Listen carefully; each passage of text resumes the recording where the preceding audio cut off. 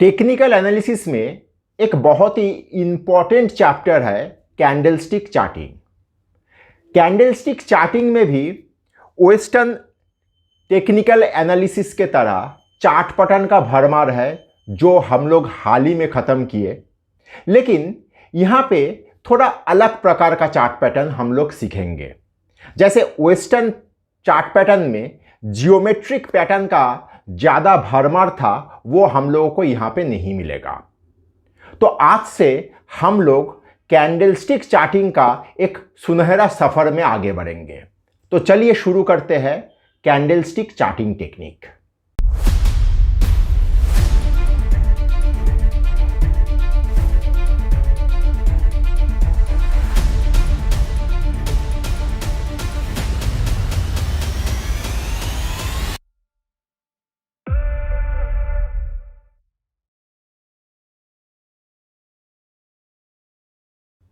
Candlestick charting pattern को लेके हम लोग चर्चा को आगे बढ़ाए उससे पहले ये कैंडलस्टिक चार्टिंग का थोड़ा इतिहास और भूगोल को हम लोगों को जान लेना चाहिए और थोड़ा बहुत समझ लेना चाहिए।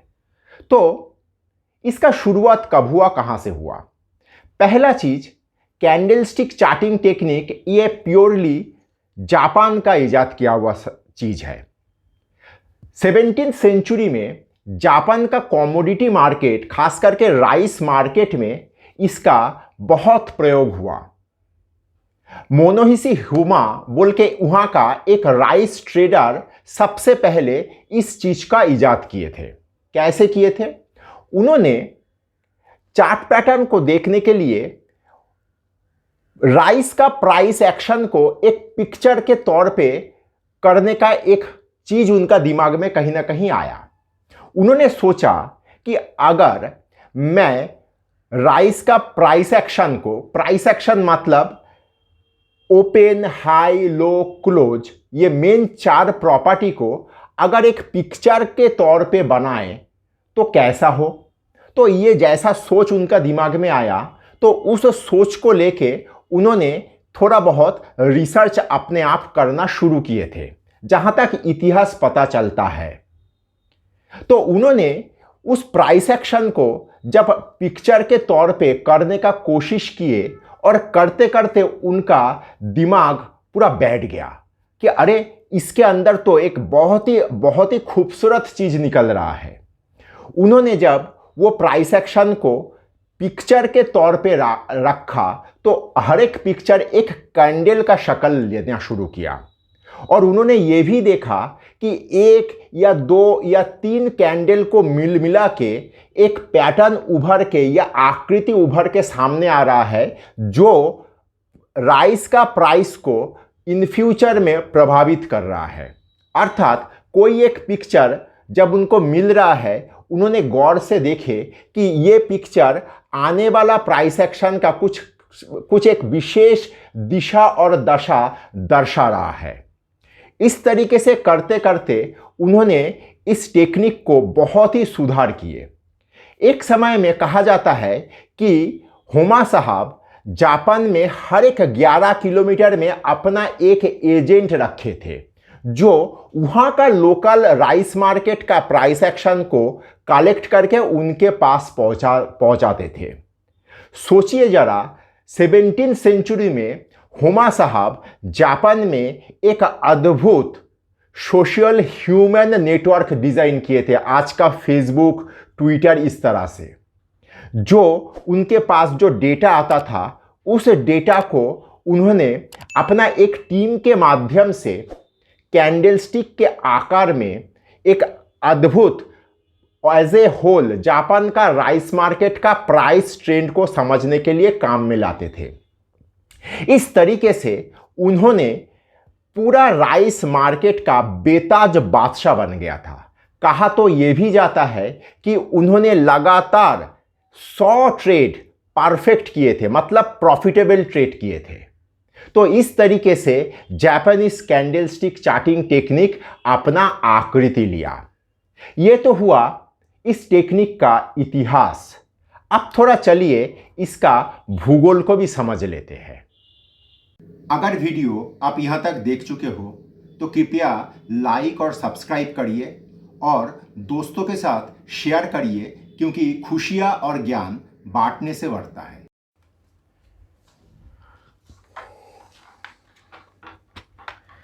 देखिए, कैंडल स्टिक मतलब कहीं ना कहीं कोई कैंडल का तो भूमिका रहेगा। सबसे पहले ये कैंडल का सारा चीज एक बार समझ लेते हैं, फिर आगे बढ़ेंगे। पहला चीज यहां पे देखिए, मैं एक कैंडल को ड्रॉ कर रहा हूं। इसको हम लोग कैंडल कहेंगे। कैंडल स्टिक चार्टिंग टेक्निक में इस तरह का मिलता जुलता सारा चीज आपको मिलेगा। मतलब कोई भी कैंडल इस तरह का ही देखने को मिलेगा। हो सकता है उसमें कुछ कुछ प्रॉपर्टी ना रहे, वो क्या है वो हम लोग आगे बात करेंगे। पहला चीज, ये जो एक कैंडल है, पहला चीज इस कैंडल को हम लोग कौन सा कैंडल कहेंगे? इस कैंडल को हम लोग एक व्हाइट कैंडल कहेंगे। क्यों? क्योंकि इसका जो बीच का ये जो जगह है, ये बीच का जगह खाली मतलब सफेद है, इसीलिए इसको व्हाइट कैंडल कहा जाएगा। क्यों इसको व्हाइट कैंडल कहा जाएगा? इस कैंडल का अगर प्रॉपर्टी को हम लोग विश्लेषण करें तो यहां पे प्राइस को अगर हम लोग प्लॉट करें, प्राइस का मूल प्रॉपर्टी होता है 4, ओपन, हाई, लो और क्लोज। इस 4 प्रॉपर्टी को यहां पे कैसे हम लोग प्लांट करेंगे? सबसे पहले इस जो ऊपर में ये जो है, इसको हम लोग कहेंगे अपर शैडो। इस अपर शैडो का उच्चतम बिंदु को हम लोग हाई से प्लांट करेंगे, मतलब एकदम टॉप बिंदु को हम लोग हाई समझेंगे। तो स्वाभाविक है ये जो है इसको हम लोग लोअर शैडो सोचेंगे, नीचे का ये इसको, और इसका जो लोएस्ट बिंदु है यहां पे हम लोगों को लो मिलेगा। मतलब हाई मिल गया, लो मिल गया, और इसको हम लोग कहेंगे ओपन, और इसको हम लोग कहेंगे क्लोज। जब कोई कैंडल का ओपन नीचे रहेगा और क्लोज ऊपर रहेगा तो ये एक व्हाइट कैंडल के तौर पे आपके सामने आएगा। और ये जो चीज है, ये जो बॉक्स जैसा है जिसको एक्चुअली हम लोग कैंडल कहते हैं, इसको हम लोग कहेंगे रियल बॉडी। इसको हम लोग कहेंगे रियल बॉडी। अब देखिए, इसका कुछ कुछ वेरिएशन आ सकता है। मतलब किसी एक कैंडल में आपको लोअर शैडो नहीं मिल सकता है, किसी कैंडल में आपको अपर शैडो नहीं मिल सकता है। तो यह है आपका कैंडल का मूल ढांचा। एक कैंडल का क्या क्या प्रॉपर्टी रहेगा वो हम लोग समझ लिए। अब आते हैं इस कैंडल का प्रकार भेद। देखिए, पूरा जापानीज कैंडल स्टिक चार्टिंग जो टेक्निक है, ये 3 प्रकार का कैंडल के ऊपर आधारित है। सबसे पहले दोबारा एक व्हाइट कैंडल मैं यहां पे ड्रॉ कर रहा हूं। यह हो गया आपका व्हाइट कैंडल, जिसमें क्लोजिंग ऊपर है, ओपन नीचे है। मतलब एज ए होल वो एक बुलिश डे है या पॉजिटिव डे है, जिस दिन बाजार ऊपर बंद हुआ है। एक कैंडल आएगा जिसको हम लोग कहेंगे बियरिश कैंडल। इस कैंडल का मूल चीज क्या है? यहां पे ओपन ऊपर रहेगा, क्लोजिंग नीचे रहेगा, मतलब ये एक ब्लैक कैंडल होगा। तो बुलिश कैंडल मतलब व्हाइट कैंडल, ब्लैक कैंडल मतलब बियरिश कैंडल, और एक तीसरा प्रकार का कैंडल हम लोगों को मिलता है जो Japanese candle stick charting technique का एक बहुत बड़ा हिस्सा ऑक्यूपाई करके रखता है, जिसको हम लोग कहते हैं डोजी। इसको हम लोग कहेंगे डोजी। डोजी मतलब क्या हुआ?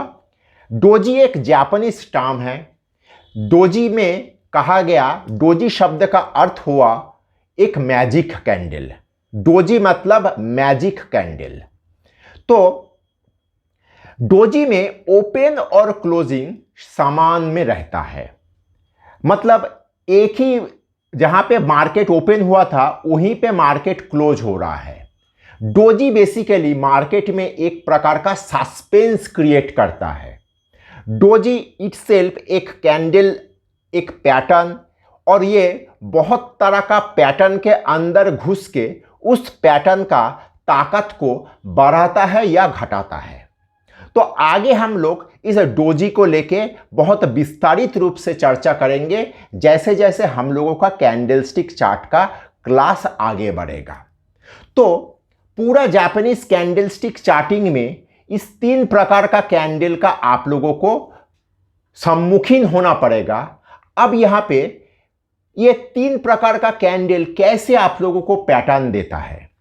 देखिए, वेस्टर्न पैटर्न में हम लोग क्या देखे थे, एक जियोमेट्रिक पैटर्न फॉर्म होता है, 1 महीने का कालखंड से वो तैयार होता है। ये सारा चीज एक वेस्टर्न पैटर्न का मूलभूत आधारशिला था।